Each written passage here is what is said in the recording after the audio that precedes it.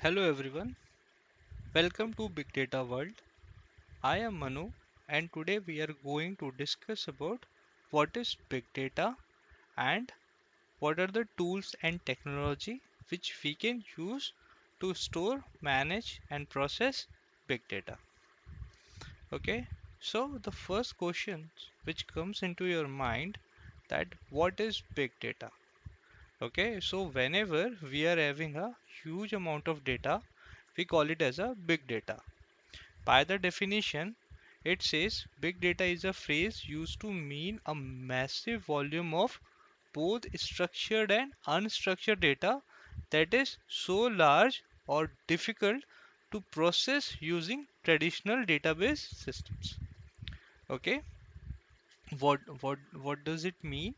It means that whenever we are having a huge amount of data which is difficult by the traditional software system to store and process. Okay, so now you can see if we have data in terms of gigabyte, terabyte or petabyte, okay, to process, we call it as a big data. Okay, now you can see in this next slide that these many are applications which are generating data per minute. For example, you can see over here, okay, YouTube every minute user upload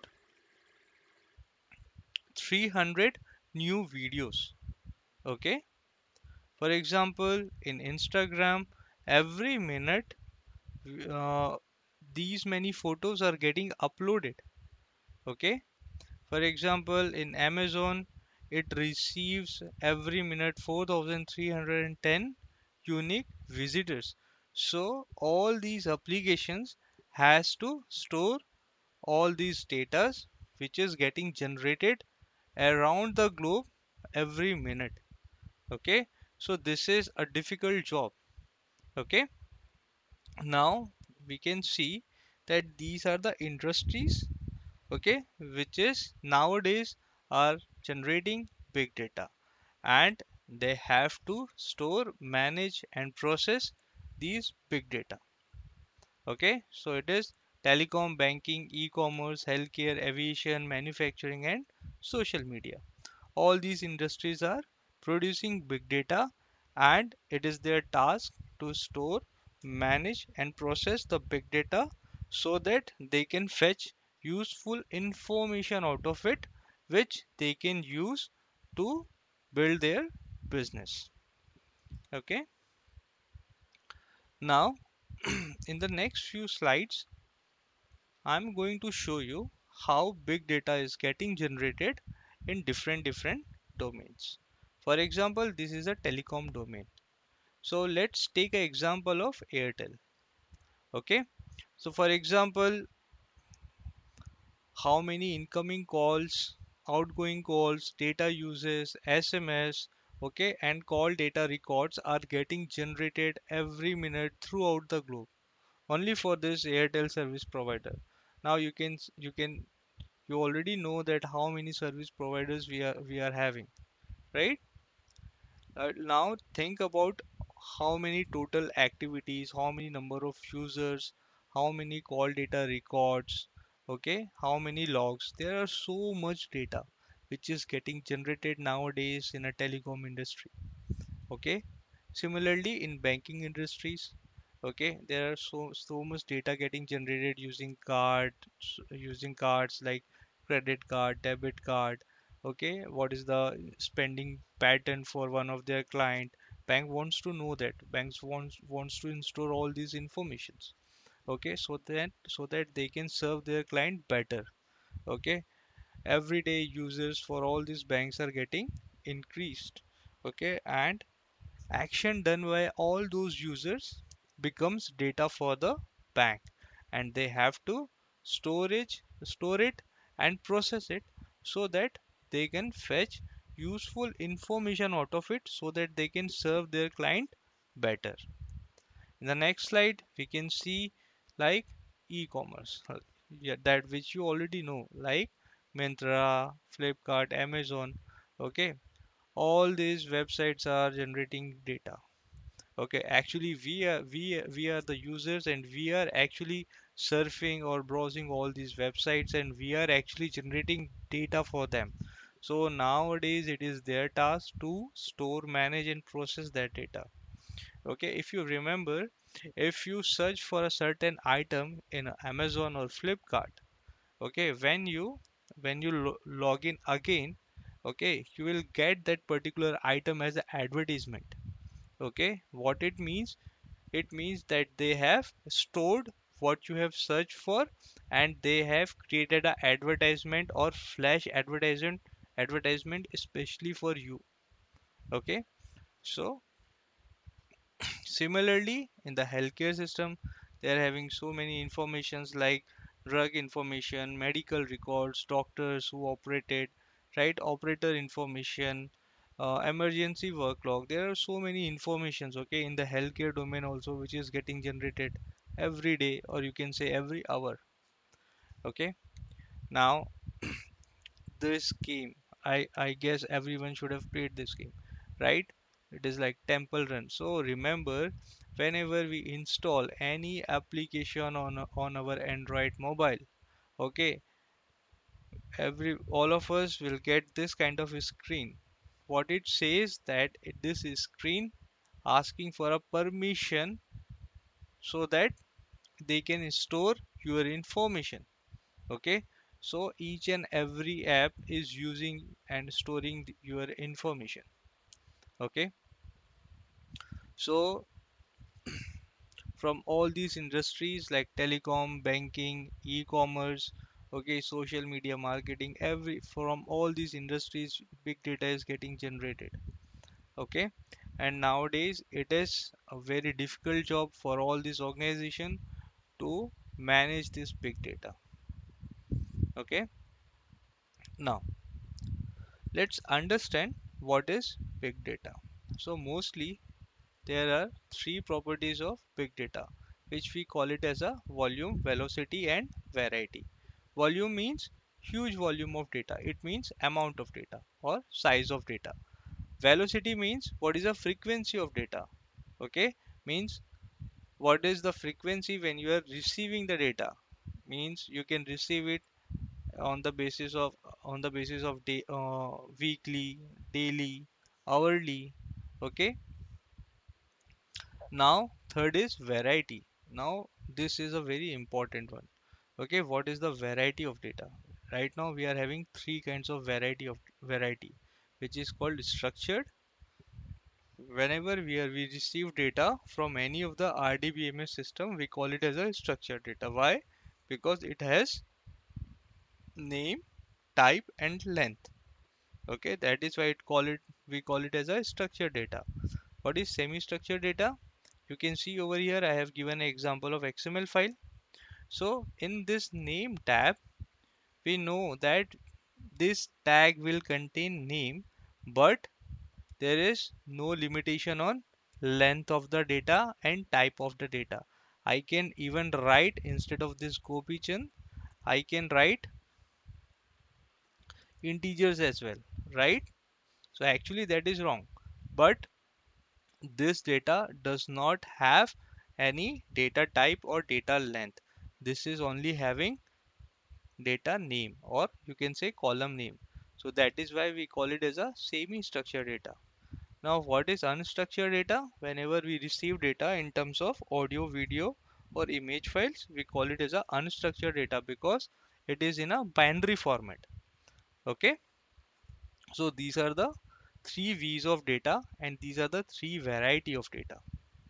Okay, now what it says, limitation in current architecture. Okay, now nowadays to process big data we have a ecosystem which is called Hadoop. But before Hadoop, we are having a system called client server architecture. So every one of you are aware about this client server architecture. This client server architecture uses HTTP request and response to serve their client. Now, what are the steps for this client server architecture, right? Client writes a query, or client wanted to browse some data. For example, you wanted to search some data. For example, let's suppose uh, you wanted to search some data for Mahatma Gandhi. Okay, so what you can do, you can type in Google Mahatma Gandhi. Now what the server will do, it will search in in their database that what all information it has related to Mahatma Gandhi, and the server will revert back with the response.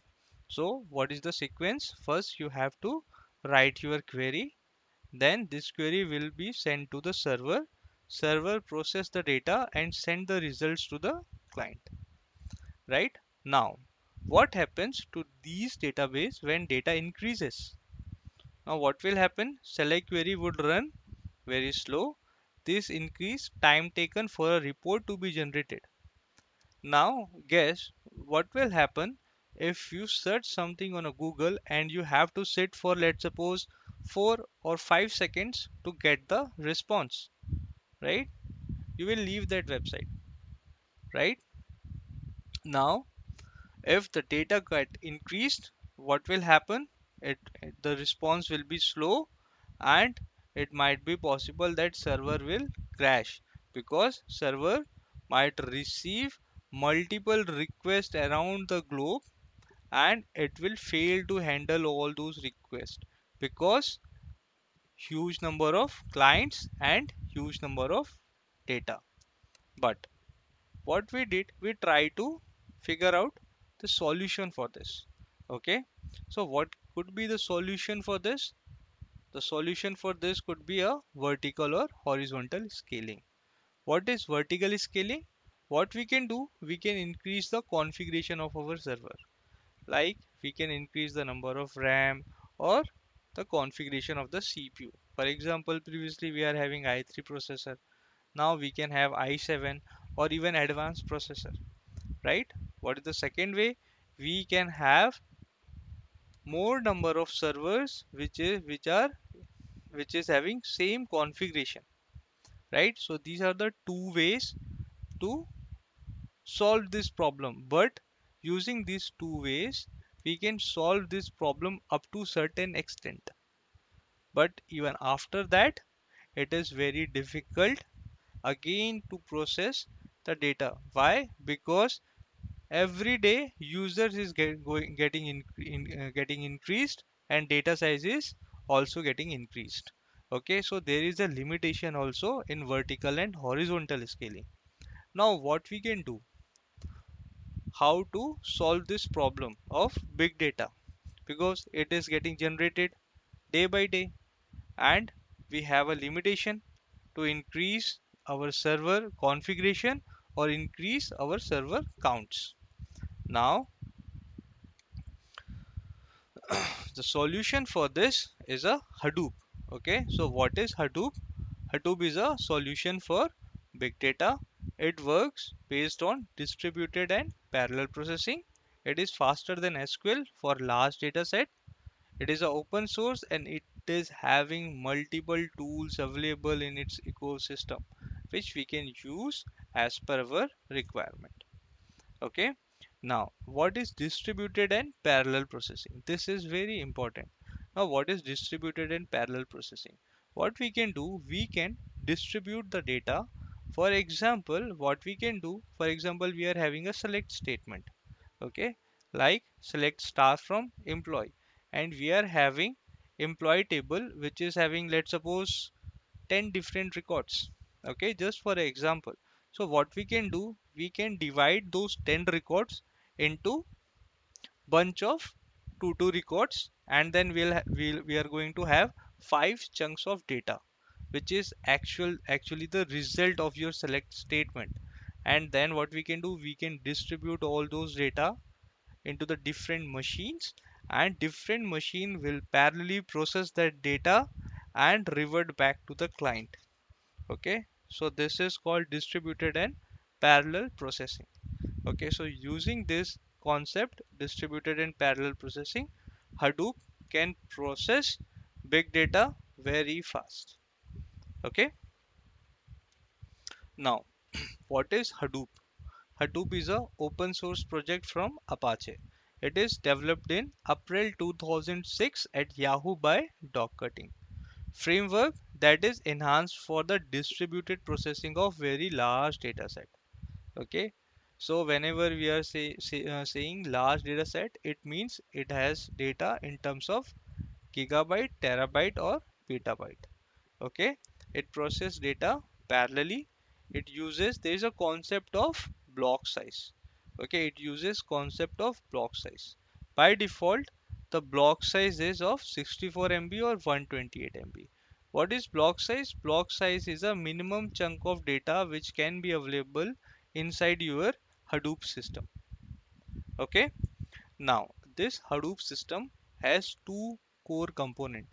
One is SDFS, second is MapReduce. SDFS is Hadoop Distributed File System. So remember, it is a distributed file system. So whenever you are going to store data inside HDFS, okay, by default it will get distributed into multiple data nodes. Okay, so when we are going to learn SDFS and MapReduce, I am going to explain you this in more depth. So now what is the second property? It is a fault tolerant.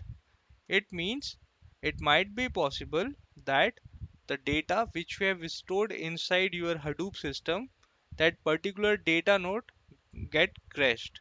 So what we can do, this particular data will be replicated in three different data nodes.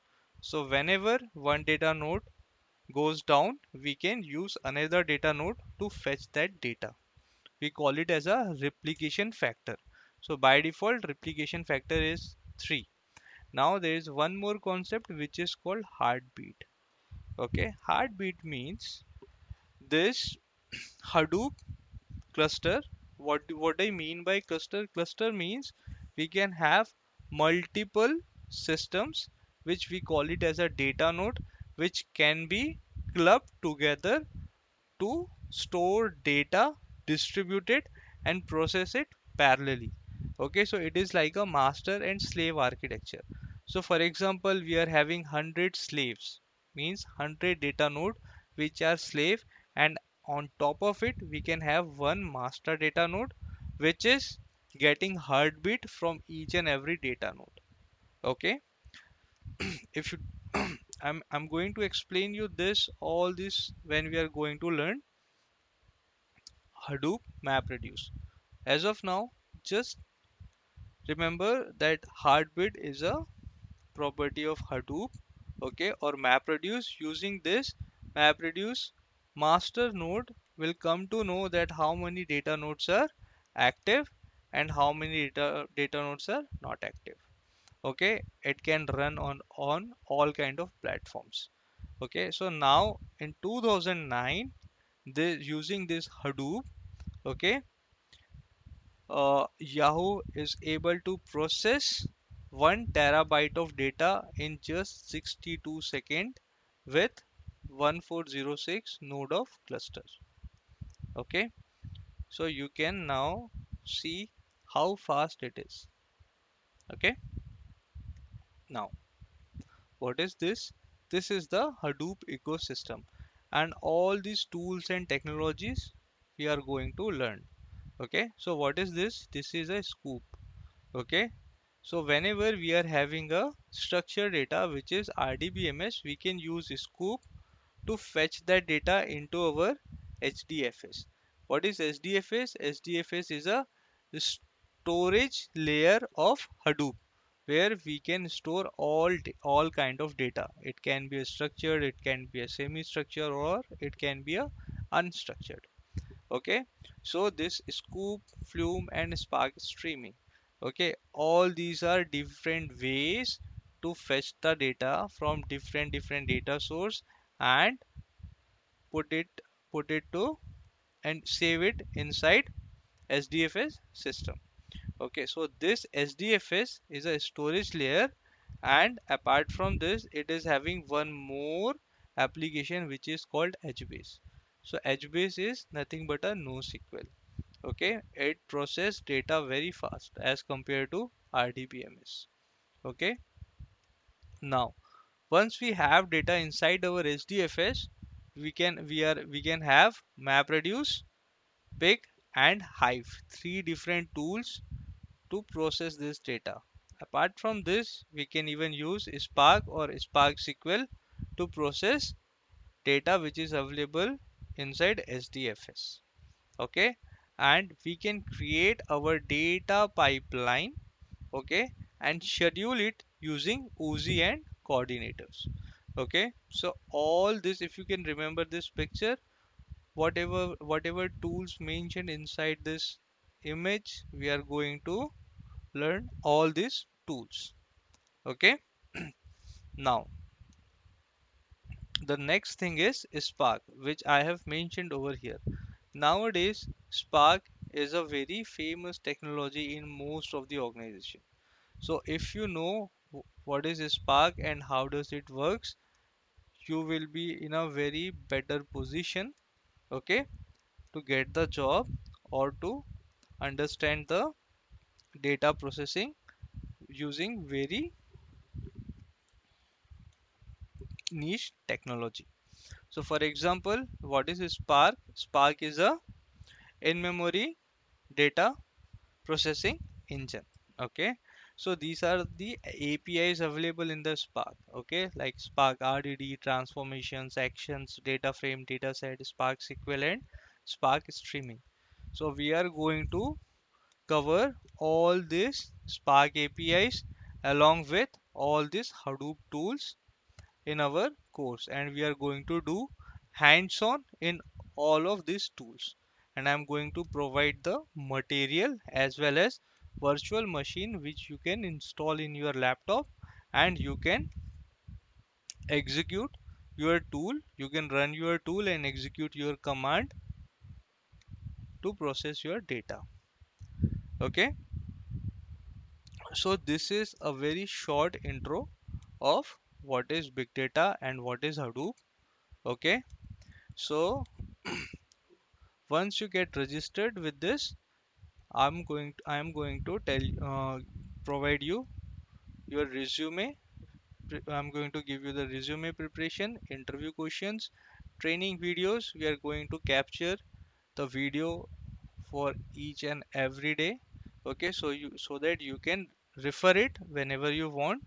Okay, I'm going to give you all course material and a Cloudera virtual machine. Using that, we can install and run all our tools. Thank you guys.